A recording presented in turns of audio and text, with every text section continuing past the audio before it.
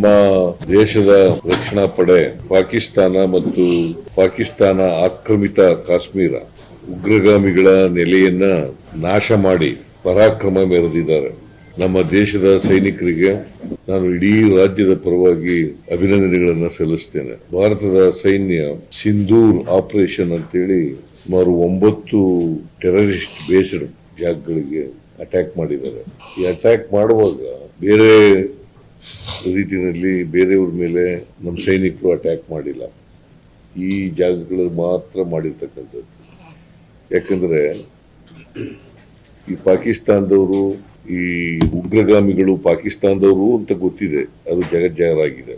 ಆದರೂ ಕೂಡ ಅವ್ರಿಗೆ ಬೆಂಬಲವನ್ನ ಕೊಡ್ತಕ್ಕಂಥ ಕೆಲಸವನ್ನ ಮಾಡ್ತಾ ಇದ್ದಾರೆ. ಮೊನ್ನೆ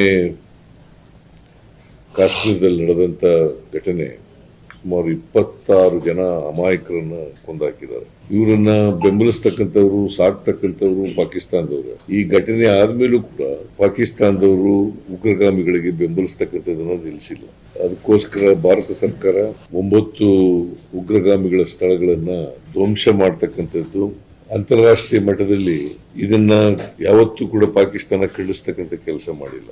ಈ ಹಠಮಾರಿತನ ವಿರೋಧಿಸಿ ಭಾರತ ದಾಳಿ ಮಾಡಿದೆ. ಈ ದಾಳಿಯನ್ನ ನಾನು ಬೆಂಬಲಿಸ್ತೇನೆ. ಇದು ಒಂದು ಎಚ್ಚರಿಕೆಯ ಗಂಟೆ ಪಾಕಿಸ್ತಾನ